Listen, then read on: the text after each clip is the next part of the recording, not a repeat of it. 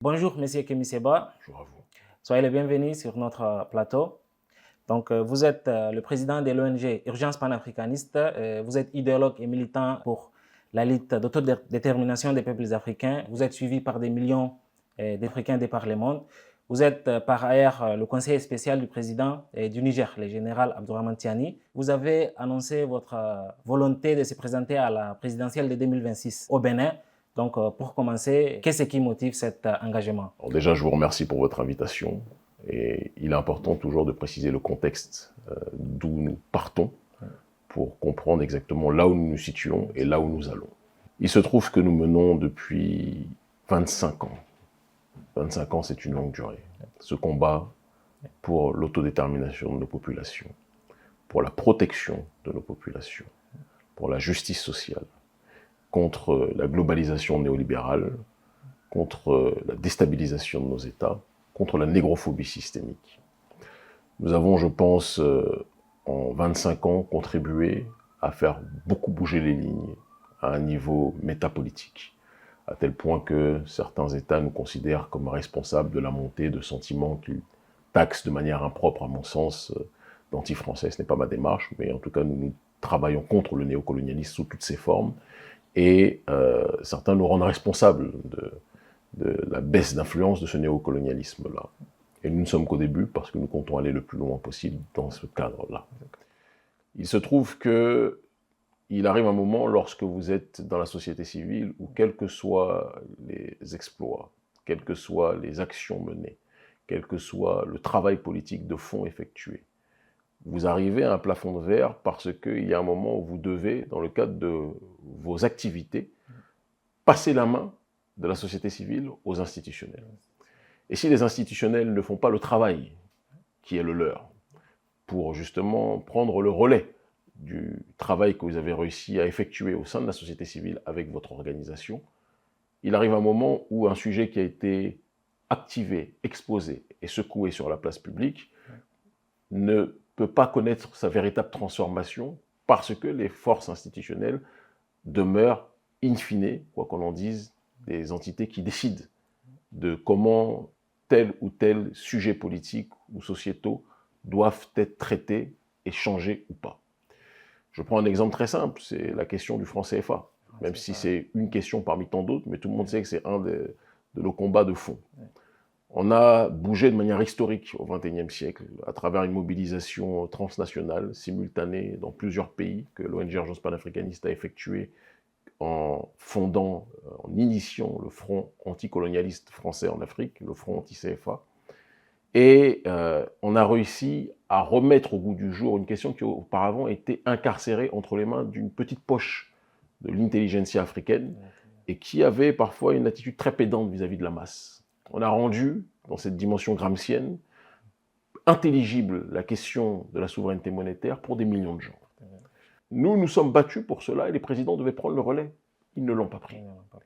Et des exemples comme la question du franc CFA, sur laquelle nous militons, ce sont des exemples, il y a des exemples multiples sur les questions de justice sociale, sur les questions d'écart de richesse spectaculaires dans nos pays, où on dit parfois que nos pays connaissent une croissance, on reviendra peut-être sur ces questions par la suite, mais c'est une croissance artificielle qui ne profite en réalité qu'à une minorité. On nous fait croire par exemple dans mon pays le Bénin, et c'est le même exemple qui est effectué en Côte d'Ivoire, et ça c'est l'agrégé en économie, l'un de nos conseillers sur les questions économiques, le professeur Mamadou Koulibaly, ancien président de l'Assemblée nationale, qui le précise et qui le montre très bien. Il y a eu, soi-disant, des données qui ont été rendues publiques présentant une croissance économique exponentielle de mon pays, par exemple le Bénin. Sauf que ceux qui étudient, et c'est ce que nous rappelle le professeur Mamadou Koulibaly, la situation, savent que ce PIB n'est pas en adéquation avec aujourd'hui véritablement la richesse, au sens individuel du terme, de nos citoyens, de nos populations. Pourquoi? Qu'est-ce qui s'est passé? Il y a eu ce que l'on appelle une manipulation statistique par le biais de ce que l'on appelle le rebasage. Qu'est-ce que le rebasage? C'est incorporer des données liées à des métiers dits informels qu'on ne peut pas quantifier, qu'on ne peut pas mesurer, d'accord?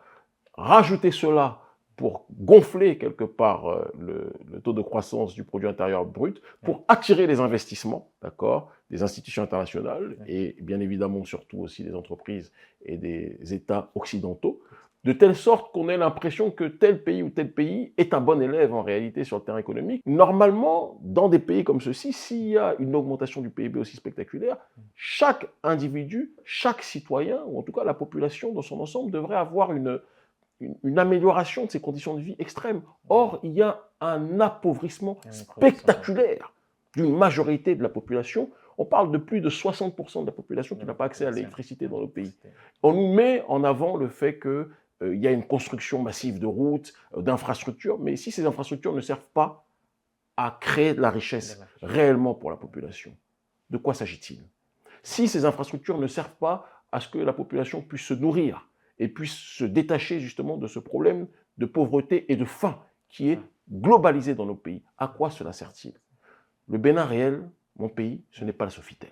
Contrairement à la propagande que nos dirigeants essayent de faire croire en invitant quelques influenceurs où on va faire la promotion, la publicité dans les grands hôtels de notre pays, mais la majorité de la population crève, vit dans des situations extrêmement difficiles.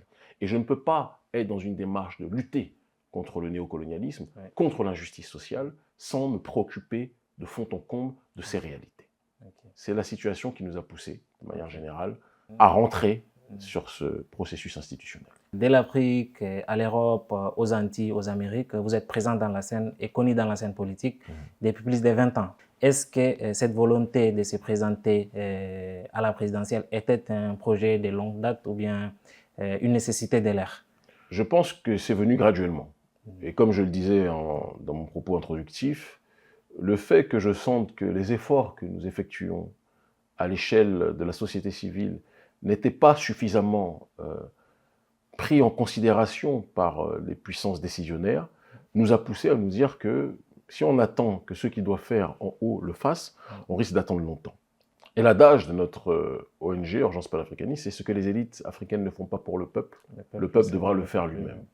Eh bien, c'est dans cette réalité-là, dans cette logique de transformation, osons inventer l'avenir, comme le disait le président Thomas Sankara, il est important que nous nous préoccupions de comment rendre nos décisions et nos actions encore plus efficientes à un niveau supérieur. Vous avez déclaré votre candidature. En cas de blocus, comment compteriez-vous vous s'y prendre? Et ceux qui nous connaissent stratégiquement savent que nous sommes très loin d'être naïfs et que cette annonce est un processus là aussi d'ingénierie sociale pour propager une idée, pour propager un message. Nous sommes des guerriers idéologiques. Nous sommes de l'école gramscienne sur cet aspect-là en tout cas. Et notre objectif est d'imposer dans le débat politique béninois un autre point de vue que le point de vue tyrannique qui est aujourd'hui opéré au sein de notre pays. Aujourd'hui, si vous n'êtes pas dans la dimension, dans l'école du président Patrice Talon, l'école politique du président Patrice Talon, vous êtes soit en prison, soit en exil. Aucune autre voix dissonante aujourd'hui n'est tolérée. C'est important qu'on le dise. La plupart des opposants sont persécutés, pour ne pas dire la quasi-totalité des opposants réels le sont. Nous avons déclaré qu'il y a plusieurs options. La première, même si nous sommes très loin d'être naïfs, et nous savons que pertinemment il y a bon nombre de nos partisans au sein de la section jeunesse du Parti démocrate du président Yahi Boni, d'accord, l'ancien président Yahi Boni. Nous savons que nous avons beaucoup de partisans en son sein, mais nous savons aussi qu'à l'intérieur du bureau national du parti, il y a énormément de gens qui sont des tenants de la France-Afrique. C'est connu de tous, et ça nous a d'ailleurs été reproché lorsqu'on a tendu la main à ce parti. Mais si on ne le faisait pas, certains auraient dit qu'on n'aurait pas émis cette possibilité d'aller dans ce cadre électoral, quel que soit ce que nous en pensions intérieurement. Donc il fallait pour la forme, en tout cas, que nous le fassions. Et après, nous laissons témoin la population par rapport à la démarche qui est la nôtre. La deuxième option, c'est créer une coalition beaucoup plus élargie, des forces d'opposition réelles, d'accord, qui sont exclues du jeu politique, parce qu'on est dans un pays aujourd'hui où le président Patrice Talon a créé, et son système, son oligarchie, a créé un code électoral qui sélectionne les opposants qui peuvent concourir au jeu politique. En gros, c'est comme si vous avez un adversaire qui sélectionne ceux avec qui il veut combattre, et les plus dangereux de ses adversaires, il ne leur permet même pas de monter sur le ring de boxe. On est dans un jeu truqué, de A à Z. il y a les partis qui sont validés par le président Patrice Talon, qui sont ses partis, d'accord, puisqu'il exige maintenant que vous soyez porté par un parti pour aller aux élections, alors que lui n'a pas eu cette règle qui lui a été imposée quand il est allé au processus électoral présidentiel en 2016, c'est important qu'on le dise, tout comme le président auparavant, Yahya Boni, et les autres, on ne leur a pas imposé cette réalité-là, mais lui, il impose parce qu'il verrouille le jeu. Il ne veut pas, à cause des investissements et de contrats juteux financiers qu'il a et qu'il est en train de passer aujourd'hui et qu'il a passé, il ne veut pas que le butin lui échappe. Et tôt ou tard, il faudra peut-être être dans une logique de pouvoir étudier et analyser comment il a pu établir sa fortune, parce qu'on ne peut pas parler dans un pays pauvre d'une pauvreté extrême de la population sans analyser comment l'un des membres de la population a pu se faire sa fortune par décret, parce que c'est par décret qu'il est devenu milliardaire, et comment il a pu faire développer son économie en prospérant dans un pays qui est complètement appauvri. Ça, c'est quelque chose qu'on devrait être capable d'étudier tôt ou tard. Et donc, il y a cette option d'élargir la sphère de la coalition pour demander un jeu électoral inclusif, pour dire que les règles qui consistent à ce que si vous n'êtes pas porté par un des partis validés par le président, vous ne pouvez pas concourir, c'est quelque chose de caduc. Que si vous n'avez pas 28 députés qui vous donnent leur parrainage, vous ne pouvez pas vous présenter, c'est quelque chose de caduc. Sachant que les seuls qui ont minimum 28 députés, ce sont les partis du président et le parti d'opposition au sein de la classe politique béninoise, le seul parti d'opposition accepté par le président Patrice Talon, qui est le parti de l'ancien président Yahya Boni. Tous les autres partis politiques ne sont pas reconnus sur ce processus-là et on ne leur donnera pas la possibilité de se présenter. On doit changer ces règles. Parce que si on ne le fait pas, ce que je crains, ce que j'entends, pas ce que je souhaite, mais ce que je vois, c'est qu'il risque d'y avoir une contestation populaire citoyenne, non violente, mais qui risque de se déployer par vagues incessantes dans les temps à venir. Et je le sens de plus en plus fort, ce processus-là arriver. Et je pense que la raison voudrait que la classe politique, dans toutes ses composantes, dans tous ses antagonismes, puisse s'asseoir, échanger, discuter et voir comment on peut réformer le jeu politique. Je suis un gardien silencieux d'un processus souverainiste. J'ai un problème avec l'incapacité de donner la possibilité à tout le monde de pouvoir s'exprimer. Ça, c'est un. J'ai un problème avec l'injustice sociale généralisée. Ça, c'est deux. Et j'ai un problème avec le manque ou le kidnapping de la souveraineté. Ça, c'est trois. On est dans un pays aujourd'hui qui a bradé sa souveraineté, qui l'a livrée aux intérêts français. Le président qui a le plus consolidé les liens dans le cadre de la France-Afrique depuis la période des prétendus indépendants, c'est le président Patrice Talon. Je pense que c'est quelque chose qui pose problème au niveau national comme au niveau sous-régional. Et ma responsabilité en tant que panafricaniste qui signifie l'unité des diverses formes d'africanité dans le but d'obtenir une collective souveraineté, c'est de lutter contre ce qui empêche que la souveraineté puisse être véritablement établie. Ce que je veux, ce n'est pas priver les riches de leurs gains ou de leurs richesses. Ce que je veux, c'est une répartition des richesses beaucoup plus juste. Et je veux que l'on puisse être dans un processus de souveraineté avéré. C'est notre obsession, c'est notre projet. Et ce qui est intéressant, c'est que dans certains pays, on nous considère comme des combattants de la liberté, mais les gouvernements africains qui sont systématiquement liés à la France me considèrent comme un semeur de troubles, me considèrent comme un déstabilisateur d'État. Je ne suis pas un déstabilisateur d'État. Par contre, je suis un déstabilisateur fondamental du système néocolonial, et ça, c'est quelque chose de clair. Et si certains travaillent avec le système colonial et m'en veulent de vouloir déstabiliser ce système, c'est que sans doute, ils ont beaucoup de choses à se reprocher en ce qui concerne ces réalités. Donc justement, parlant du néocolonialisme, l'armée française est chassée de partout. Vous avez beaucoup contribué pour que cela soit une réalité. Et dernièrement, le président nigérien a déclaré lors d'une interview que la France a tenté de déstabiliser son pays. Quel est votre avis sur ce sujet? Je vais être très clair. Et vous savez, c'est d'ailleurs une des raisons pour lesquelles, parce que la stratégie du président Patrice Talon, comme je le disais tout à l'heure, c'est de tout faire pour nettoyer l'espace politique béninois de ses adversaires politiques les plus coriaces. Donc il fait tout, soit pour les mettre en prison, il leur invente des histoires de drogue, alors que bon, je veux dire que lui-même et sa famille, en ce qui concerne les questions de drogue, il y a beaucoup de choses qui pourraient être dites, mais ce sera un autre sujet. Et il l'a fait avec Sébastien Djavon notamment. Et il est aussi bon pour coller des affaires dérangeantes ou créer des affaires de toutes pièces vis-à-vis de personnes qui leur posent des problèmes de fond. Lorsqu'il y a eu la crise entre le Bénin et le Niger, cette crise, il faut comprendre d'où elle part. Nous avons contribué à faire partir l'armée française, que nous considérons comme plus que jamais une armée néocoloniale, qui n'a rien réglé, mais qui a contribué à empirer les choses. Il est important qu'on dise qu'il n'y aurait pas de crise au Sahel s'il n'y avait pas eu d'abord la guerre civile algérienne et la naissance de ces groupes dits takfiri pour certains ou djihadistes, l'assassinat de Kadhafi, voulu par la France et les États-Unis, opéré, perpétré, commandité par ces derniers, qui a contribué complètement donc à déstabiliser le Sahel. Et donc on a des présidents qui sont tellement analphabètes géopolitiquement qu'ils en arrivent à appeler la force qui a causé la déstabilisation du Sahel, et ils appellent ces derniers pour les aider à lutter contre le feu qu'ils ont eux-mêmes allumé. Est-ce que pour éteindre un feu, on appelle un pyromane? Je pense que ça ne fait pas sens pour ceux qui sont dotés de raison.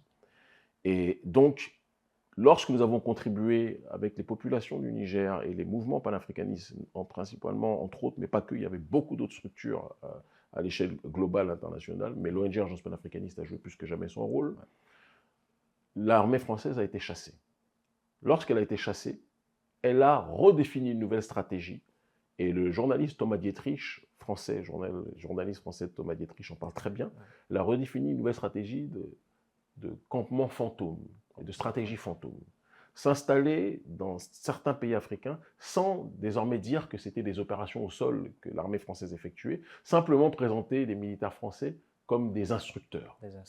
Parce que si on sait, la population sait que l'armée française est toujours présente explicitement, alors que l'armée française est mal vue par l'opinion publique africaine, dans toute la région, d'accord, dans la plupart des pays d'Afrique francophone, cela risque de créer des troubles. Et donc le président Patrice Talon, qui est en train de sceller des accords records dans le cadre du système néocolonial avec la France, a accepté la présence de l'armée française, qui venait d'être chassée du Niger. Il est important de dire que les généraux de l'armée française, notamment le général Lecointre et d'autres, ont dit qu'ils feront tout pour récupérer. Et pour déstabiliser le nouveau régime du Niger. Donc vous avez deux pays voisins. Un pays voisin, un gouvernement, le gouvernement du Niger, chasse l'armée néocoloniale française. L'armée néocoloniale française va se resituer, en partie, parce qu'il n'y a pas que dans mon pays, mais va se resituer, malheureusement, au Bénin. Pas par volonté des Béninois, pas par volonté de l'armée souverainiste béninoise, qui est une armée extrêmement courageuse et digne, mais par la volonté du gouvernement néocolonial béninois, d'accord, et de ces corrompus qui siègent en son sein. L'armée du Niger dit que si ça va dans ce cadre-là, même si nous voulons l'unité de tous les Africains, mais on ne peut pas laisser, malheureusement, notre frontière ouverte quand notre pays frère voisin, le gouvernement frère voisin, accepte d'abriter une armée néocoloniale qui a juré qu'elle nous déstabilisera. C'est aussi simple que ça. Le journaliste Thomas Dietrich a parlé de coopérants militaires, d'agents de la DGSE qui sont là, et de militaires français qui opèrent au sol. Quand on parle de coopérants militaires, il faut bien réfléchir à de quoi il s'agit. Moi, lorsque j'étais au Niger, on m'a parlé de certaines entités, d'accord, que ce soit des mercenaires ou autres, qui sont engagés par l'armée française pour agir.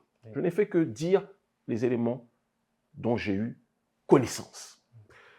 Et face à cette réalité-là, d'ailleurs, le président Patrice Talon et son gouvernement d'illusionnistes et de manipulateurs ont présenté cela comme, soi-disant, une sorte de trahison de ma part, parce que j'ai dénoncé le lien de la France avec le gouvernement béninois. Ça me fait penser un petit peu, même si j'ai très peu d'estime pour ce dernier, au maréchal Pétain, qui qualifiait général de Gaulle d'apatride, parce qu'il avait osé, le général de Gaulle, dénoncer les liens incestueux entre le maréchal Pétain et l'Allemagne nazie.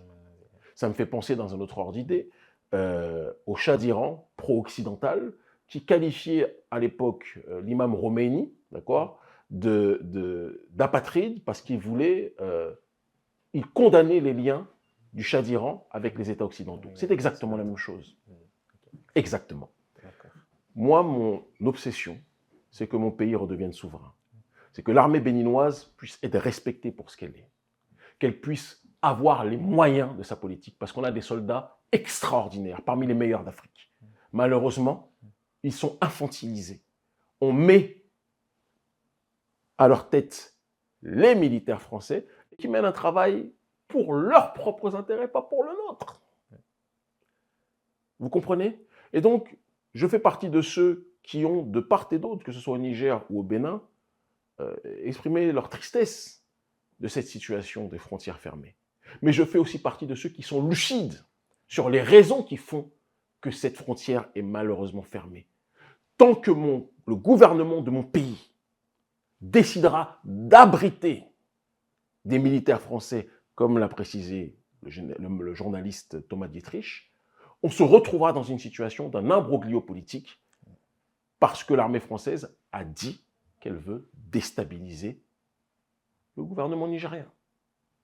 Donc c'est une situation sur laquelle on est obligé de prendre considération, on est obligé d'en tenir compte, et la seule solution pour que cette situation change, c'est que le régime du président Patrice Talon, qui a pour obsession de plaire en toutes circonstances au gouvernement français, c'est que ce régime de Patrice Talon finisse par partir et qu'un autre régime beaucoup plus souverainiste le remplace. Okay. Donc notre obsession, je le dis et je le répète, comme je disais tout à l'heure, c'est d'avoir une coalition élargie, d'accord, d'entités, de forces politiques en exil ou sur place sur le territoire qui se réunissent et qui mettent toute leur énergie pour forcer le président Patrice Talon à changer son fusil d'épaule sur ce terrain-là. Et s'il ne le fait pas, il risque malheureusement, et nous n'en serons pas responsables, d'avoir une réaction du peuple que les responsables politiques que nous sommes et d'autres ne pourront malheureusement pas contrôler, parce que nous, ce n'est pas notre souhait. Nous sommes non violents et nous n'avons pas pour objectif de déstabiliser quoi que ce soit. Parlant de la politique béninoise, on a constaté ces derniers temps une censure venant des autorités sur les médias. Donc, que pensez-vous de cette situation? Je pense que c'est la stricte continuité d'un processus de censure qui a été établi par le président Patrice Talon depuis son arrivée au pouvoir. Il a censuré toute opposition. Il a censuré toute voix de contestation. Il a censuré toute opinion divergente. Tant que c'était des politiciens, ça ne dérangeait pas toute la population. Ça a commencé après par être la fermeture de médias. Golf TV, Africa, qui est un média dans lequel j'étais journaliste politique, et chroniqueur, a été fermé. Et maintenant, on arrive à un stade où ce sont la plupart des médias qui sont les plus suivis au Bénin, parce que les gens ne regardent plus la ORTB, tout le monde sait que ce sont les employés du président Patrice Talon directement. Parfois, ils passent de l'usine de coton à journaliste en tant que tel sur la télé nationale. Il n'y a aucun média libre. C'est plus un média d'État, c'est un média du clan Talon. Comme ça se passe malheureusement trop de fois dans nos pays. Lorsqu'un président arrive au pouvoir, c'est comme ça que ça se déroule. Et ils ont fermé des médias comme Madame Actu, ils ont fermé des médias comme Bénin Reporter Monde, ou des choses de ce style-là, qui sont des médias qui sont à la base regardés par l'opinion publique béninoise, qui a plus confiance dans cette diversité de points de vue relayés par ces médias. On les force à se, soi-disant, conformer au nouveau code de déontologie numérique, etc., qui sous-entend qu'ils doivent rentrer dans les petits papiers du régime et faire exactement ce que le régime veut qu'ils fassent. Et comme par hasard, on les ferme au moment où il y a un procès qui est un procès guignolesque de l'ancien meilleur ami du président Patrice Talon qui voulait se présenter et qui a été accusé opportunément de coup d'État. C'est entre eux. Mais il y a une réalité qui est factuelle, c'est que le président Patrice Talon ne voulait pas qu'on parle de ce coup d'État. Il ne voulait pas qu'on parle de cette situation-là parce que si le peuple découvre ce qu'il en est, il comprendra que ce n'était peut-être pas un coup d'État, mais que peut-être son meilleur ami voyait lui-même, comme la plupart des gens qui sont autour du président Patrice Talon et qui ont fini par le quitter, parce que c'est aussi ce qui s'est passé, c'est aussi la réalité, que Olivier Boko voulait apparemment changer le code électoral lui aussi et s'apprêter à mobiliser des gens pour le faire. Et le président Patrice Talon, ayant appris cette réalité, quand on veut tuer son chien, on l'accuse d'avoir la rage, il a décidé de présenter ça, de maquiller ça en coup d'État pour clore le débat, parce qu'il ne veut pas qu'il y ait une réforme du code électoral. Et dans le même temps, ces mêmes médias faisaient partie de ceux qui relayaient l'opinion aussi bien de nos partisans que de nos détracteurs. C'est important qu'on le dise. Mais le président Patrice Talon n'aime quand il n'y a que les détracteurs de ses opposants. Il n'aime pas quand on entend aussi les partisans de ces derniers. Donc, pour moi, il n'y a rien de surprenant. Et je pense qu'il faut que les Béninois, dans leur ensemble, finissent par se poser la question, pendant combien de temps vont-ils accepter d'être traités comme des biens meubles que l'on peut censurer, que l'on peut maltraiter, que l'on peut usiter comme des préservatifs usagés éternellement. Parlant des relations avec le Niger avec le Mali et le Burkina, dans le cadre de l'AES, ont instauré une force unifiée de 5000 hommes et ont mis en circulation un passeport commun. Donc, si vous êtes élu président en avril 2026, soutiendrez-vous l'idée d'intégrer cette confédération? Il est vital, à mon sens, que le panafricanisme se matérialise. Et pour que ça se matérialise, c'est qu'on doit transcender la logique des micro-États qui a été décidée par la puissance coloniale, par les puissances coloniales, lors de la conférence de Berlin en 1884 et 1885. Quand vous voyez l'Union européenne, eux-mêmes ont compris, mais c'est une Union européenne qui n'est pas celle des peuples, mais une Union européenne de l'oligarchie néolibérale, convenons-en. Mais ils ont compris que s'ils ne s'unissaient pas, ils ne pourraient pas tenir dans ce concert des nations. Les États-Unis d'Amérique, comme leur nom l'indique, ils ont compris qu'ils étaient obligés de s'unir pour avancer. Les Émirats arabes unis, ils ont compris que si ces Émirats ne s'unissaient pas, ils ne pourraient pas peser. Quand vous voyez la Chine, c'est une addition d'anciennes provinces, en réalité. Quand vous voyez la Russie aujourd'hui, qui est un État gigantesque, c'est une addition de plusieurs populations et d'anciens, plusieurs royaumes, en réalité. C'est important qu'on puisse dire ces éléments-là, sinon on ne pourra pas comprendre la chose. L'Inde, c'est une addition de plusieurs États. Donc nous sommes obligés en Afrique d'aller, qu'on le veuille ou pas, par cette voie.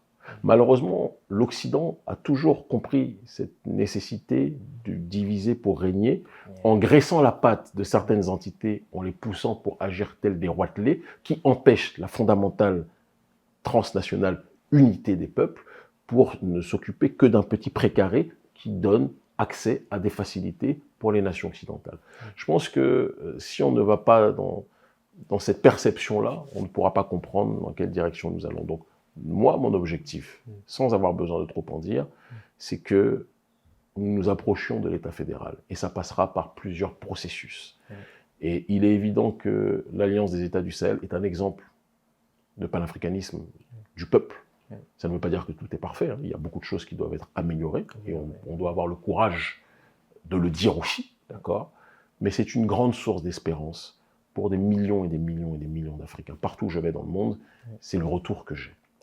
Et je pense que le Bénin, s'il accède à sa souveraineté réelle, à sa véritable indépendance, s'il coupe les liens avec la puissance néocoloniale que nous connaissons, peut devenir une pièce maîtresse dans ce jeu géopolitique qui bénéficiera au peuple d'Afrique et qui bénéficiera évidemment à l'AES. À l'AES. Donc vous avez parlé du panafricanisme populaire. Donc vous faites partie de cette lignée panafricaniste garvéiste. Oui, on peut le dire très clairement. Exactement. Donc pensez-vous que l'AES pourrait être un point d'ancrage pour ces panafricanismes-là, le panafricanisme populaire? Je pense qu'il faut qu'on puisse regarder les choses de manière même beaucoup plus large. Parce que l'AES, je le dis, est un laboratoire de ce qui se doit d'être fait de manière prospective dans les prochaines années. Recouvrir sa souveraineté, prendre le temps de se reconstruire, prendre le temps de redéployer un nouveau schéma de société, d'accord, sur le terrain économique, sur le terrain sociétal, sur le terrain culturel, et sur le terrain aussi diplomatique et géopolitique, géostratégique, sur le terrain aussi de la géopolitique des minerais. Ça, c'est des ressources minières, c'est important qu'on puisse le dire. Mais tous les pays ne sont pas sahéliens. Donc, tous les pays africains ne sont pas sahéliens. Donc, il arrivera un moment où c'est l'état d'esprit de l'AES qui devra être répercuté un peu partout sur le continent. Et donc, moi, ce qui m'intéresse, c'est que l'état d'esprit de l'AES puisse être établi en Afrique centrale, en Afrique de l'Est, en Afrique de l'Ouest, en Afrique australe, dans toutes les zones, et en Afrique du Nord, si nécessaire, dans toutes les zones où l'autodétermination doit plus que jamais être reconquise. C'est l'état d'esprit qui est le nôtre. Et en ce sens-là, l'AES est un signe, est un symbole extraordinaire d'espérance. C'est dans cette logique-là que nous nous situons et c'est dans cette logique-là que nous avançons. Nous ne sommes pas en train de dire que les 54 pays du continent africain devront être membres de l'AES. Ça ne fera pas sens puisque l'AES correspond à une réalité aussi géographique. Mais l'état d'esprit que définit l'AES doit être quelque chose qui doit contaminer le continent africain et l'Union africaine dans sa globalité, qui elle-même aussi, tôt ou tard, devra être réformée. Donc, on avait parlé du panafricanisme. Ce mouvement est né, ou bien, disons, grandi dans la diaspora. Tout à fait. Donc, par exemple, en Europe, actuellement, on voit la montée de la droite.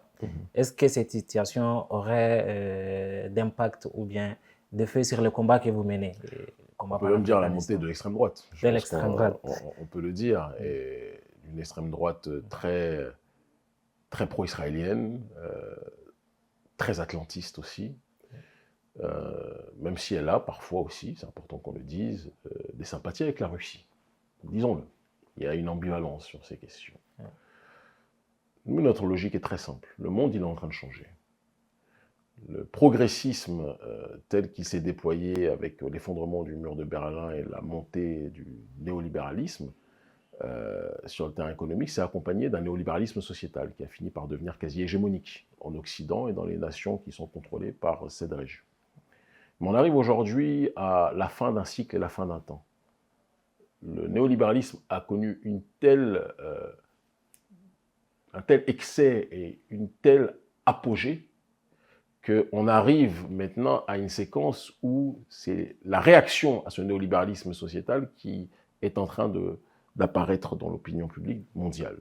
Et cette réaction se caractérise par une sorte de montée des idées illibérales, d'accord, et d'un refus du progressisme néolibéral dérégulé que nous connaissons avec les questions, les théories du genre, ce que certains appellent la dictature des minorités, qu'elles soient sexuelles, etc., etc.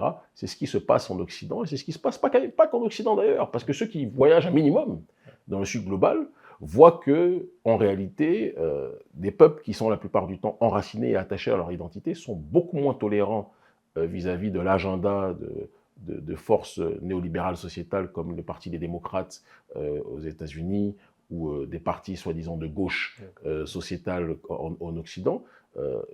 En Afrique subsaharienne, en Asie, dans le monde arabe, les gens ne sont pas très partisans de ce genre d'idées-là, qui sont considérées comme des idées profondément néocoloniales occidentales. C'est important qu'on le dise, même s'il peut y avoir un juste milieu dans la réflexion. Et je pense que les Africains qui lisent Le Monde, et c'est souvent parmi l'élite africaine cooptée par l'Occident, qui lisent Le Monde à travers les lunettes de l'Occident, à travers un progressisme néolibéral sur le terrain sociétal caricatural, qui pense qu'on est encore, il est encore à la mode de parler des questions d'intersectionnalité, entre des questions de genre sexuel, des questions d'identité ethnique et tout ce qui s'ensuit. Ces gens-là vont se réveiller brutalement s'ils ne comprennent pas que le monde auquel ils se sont accrochés, parce que le problème c'est que beaucoup d'Africains sont toujours dans une logique de copier ce qui se fait ailleurs, mais ne voient pas que ce qu'ils copient, ce qu'ils ont copié est déjà périmé et qu'on est dans un autre logiciel vis-à-vis des entités qui sont en train de copier. Nous devons rester focalisés sur nos réalités, parce que nous avons vocation à nous situer dans le monde en fonction de nos propres perspectives, en fonction de notre propre vision. Dans mon dernier ouvrage, Philosophie de la panafricanité fondamentale, je parle d'une dichotomie entre le monde moderniste et le monde traditionnel. Il y a le monde des peuples enracinés dans leur identité, considérés comme primitifs par l'oligarchie occidentale, et il y a le monde récent, le monde qui vient d'arriver, qui se croit hégémonique, mais qui est un nouveau-né, en réalité, pour les peuples premiers, qui est le monde moderne, entre guillemets, le monde occidental. Il ne s'agit pas de faire une opposition entre la modernité, qui est présente partout dans le monde, et le monde traditionnel. On peut très bien traiter de la modernité avec excellence, tout en étant enraciné dans son identité. La Chine en a un exemple extraordinaire. La Turquie, dans un autre ordre d'idée, en est aussi un exemple magnifique. Et il y a d'autres pays, la Russie ou d'autres, sont dans ce cadre-là, où se mélange avec intelligence l'enracinement, la tradition avec un T majuscule, et maintenant des réalités de modernité. Mais il y a une différence entre ce juste milieu, cet équilibre-là, et la dictature de la modernité et le mépris de ce qui est traditionnel et ce qui est enracinement. Ce qui caractérise aujourd'hui, qu'on le veuille ou pas, l'Occident. Et c'est pour cela aussi qu'à la tête d'un pays comme les États-Unis, il y a aujourd'hui eu l'élection de quelqu'un comme Donald Trump, qui sonne comme la fin de la récréation de ce néolibéralisme sociétal qui avait fini par conquérir trop d'espace au sein des élites. Donc l'Afrique doit se tenir prête, parce que nous sommes aujourd'hui à un carrefour des civilisations, à un carrefour des enjeux géopolitiques. Et les peuples occidentaux, les peuples du Nord global sont en train de se braquer, de se radicaliser. Et le Sud global va devenir un réel ennemi. Il l'a toujours été en réalité, mais il va l'être plus qu'il ne l'a jamais été auparavant. Et si nous, on est dans une volonté d'être citoyens du monde, alors qu'eux sont citoyens de leur monde, mais n'ont pas décrété qu'on était citoyens de leur monde à eux, ça ne va pas aller. Il faut qu'on soit citoyens de nos mondes et qu'on fasse en sorte que nos mondes puissent compter. C'est la réalité dans laquelle nous sommes. Quand on a un Donald Trump qui dit America First, il faut que les Africains soient capables de dire l'Afrique d'abord. D'accord ? Et que notre peuple soit notre peuple priorisé. Nos peuples soient priorisés, où qu'ils soient installés. Ça doit être nos réalités. Vous avez dit que l'Occident est en train de se braquer. Est-ce que cela n'est pas une opportunité pour les Africains? Une opportunité historique, c'est exactement ce que je dis. C'est une opportunité historique pour nous de comprendre que si ceux dont on mendie l'amitié ont décidé plus que jamais de nous tenir à l'écart de leur réalité, c'est une occasion pour nous, suivant l'adage qui dit de l'exclusion d'un homme par l'autre naît la volonté pour l'homme exclu, de se constituer sa propre puissance. C'est dans cette logique-là et cette orientation idéologique et politique que nous nous situons. Donc, prenons cette séquence historique comme une chance, en nous rappelant que l'Africain n'a pas d'amis. Le seul messie de l'Afrique, c'est l'Africain et l'Africaine eux-mêmes. D'accord. Question d'actualité. Dernièrement, on suit l'évolution de la crise dans l'Est de la République démocratique du Congo. Donc, le groupe rebelle M23, soutenu par le Rwanda, selon plusieurs sources, dont les Nations Unies, donc, mène une offensive sanglante dans l'Est de la RDC. Que pensez-vous de ces sujets? Quelle issue possible pour ces On est face à un processus néocolonial, encore une fois, qui s'appuie sur le pillage de nos ressources et qui s'appuie aussi sur une géopolitique des ethnies et des tribus dans ces sous-régions-là. Le colon a appris à étudier parfois nos peuples mieux que nos peuples se sont étudiés eux-mêmes. C'est une réalité. Il a étudié les antagonismes qui existaient entre certaines entités. Il a joué des douleurs de part et d'autre pour avancer son propre agenda. On a aujourd'hui Paul Kagame qui a été érigé par les néolibéraux en symbole d'un panafricanisme. On n'était pas au courant, parce que le panafricanisme, normalement, c'est l'unité des diverses formes d'africanité, et pas génocider une partie de ces mêmes africanités. Mais Paul Kagame est soutenu par les États-Unis, soutenu par les nations occidentales, il faut qu'on ait le courage de le dire, et c'est pour ça qu'il se sent depuis le départ si libre de faire ce qu'il veut et d'agir comme un shérif, comme il le fait depuis tant d'années, en réalité, dans la sous-région. Et pas simplement comme un shérif, mais comme un pilleur, un déstabilisateur et un génocidaire, ce qui est un drame quand on sait ce que le digne peuple Tutsi a connu en termes de génocide. Et ce qui se passe au Kivu est sponsorisé par les multinationales occidentales. Et c'est pour ça qu'il y a eu l'opération Lumumba au Congo récemment, où une jeunesse congolaise patriotique et digne a décidé de prendre ses responsabilités, parce qu'elle ne pouvait pas accepter de voir des chancelleries faire comme si de rien n'était, alors qu'elles sont celles qui back-up les activités de Paul Kagame, qui lui-même back-up avec ses soldats rwandais le M23, qui sont en train de déstabiliser la RDC. Alors, dire cela ne permettra et n'autorisera, en ce qui me concerne, jamais le sentiment qui consiste à essentialiser cette question en disant que c'est un problème de tous les Tutsis et qu'il faut faire la guerre à tous les Tutsis. Kagame n'est pas tous les Tutsis. Je connais d'innombrables Tutsis qui sont contre Paul Kagame. Je connais d'innombrables Tutsis qui dénoncent ce qui se passe en RDC. Mais Kagame est un problème géopolitique majeur pour l'Afrique aujourd'hui. Et si on ne prend pas en considération cela, on va reculer de 30 ans sur un certain nombre d'enjeux. Et je pense qu'il faut qu'on ait le courage de le dire avec la plus grande simplicité. Et cela n'exonère pas non plus la classe politique congolaise corrompue qui est à la tête du Congo aujourd'hui, qui est beaucoup plus dans la fastuosité du pouvoir, dans les simplicités de déplacement et de voyage que confère leur rôle, que dans la gestion d'un état de guerre.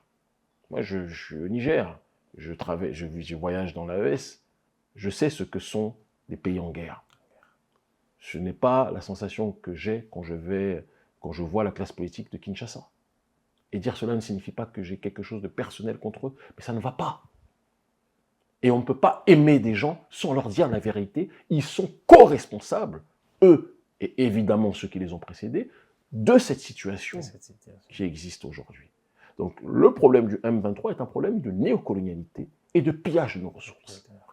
Et Kagame n'est qu'un proxy d'intérêt qui le dépasse de très loin en réalité, ce qui n'exonère pas de ses responsabilités. Et nous devons le condamner avec la plus grande force, lui, son clan, d'accord, et les nations occidentales qui le soutiennent derrière, officieusement, et nous devons aussi condamner l'inaction, le côté inopérant de la classe politique congolaise qui ne prend pas ses responsabilités. Voilà. Ok, Kémy Séba, un dernier mot. Ce que je dirais, c'est que ce que les élites africaines ne font pas pour le peuple doit le faire lui-même. Et donc 2025 va être une année agitée à l'échelle internationale pour le peuple africain. Parce que, en tout cas, nous allons tout faire pour faire bouger des lignes, puisque les forces institutionnelles ne font pas le travail qui est le leur. Nous allons réactiver la question, c'est ce que j'ai commencé à faire, du franc CFA, plus que jamais. Ça, c'est à l'échelle globale et internationale. Et sur le terrain maintenant beaucoup plus local, en ce qui concerne le Bénin, le président Patrice Talon me considère comme un semeur de troubles. Moi, je me considère comme quelqu'un qui veut rétablir le jeu démocratique. Et je veux que chaque voix béninoise puisse s'exprimer, puisse être entendue, puisse être respectée, et que la justice sociale puisse devenir une réalité. Et je lance un appel aussi à une partie minime de la diaspora qui se laisse avoir par les manipulations du président Patrice Talon et de son clan, qui ont décidé d'engager via des agences d'influenceurs des gens pour valoriser ce que eux font. Ne vous laissez pas blaguer par la faciosité. Thomas Sankara disait « Mieux vaut l'eau potable pour tous que le champagne pour quelques-uns ». Faites attention à ce que l'on vous montre dans le micro-Cotonou, parce que le Bénin, ce n'est pas que ça. Notre peuple souffre. Notre peuple souffre réellement. Les mères de famille souffrent réellement. Les pères de famille souffrent réellement. Il y a une gabegie financière d'une minorité de la population d'élite qui se gave pendant qu'une grande partie de la population crève. Et on doit avoir le courage de le dire. Sans ça, on n'ira nulle part. Le Bénin réel, c'est pas l'hôtel Sofitel. Okay. Comprenne qui devra. Je rappelle que vous êtes le président de l'ONG Urgence panafricaniste. Vous êtes activiste influent, suivi par des millions des Africains à travers le monde. Et vous êtes par ailleurs conseiller du président du Niger, le général Abdourahmane Tchani, bien que vous intervenez en tant qu'activiste panafricaniste et homme politique béninois. Merci d'avoir répondu présent à notre appel. Merci à vous, merci infiniment.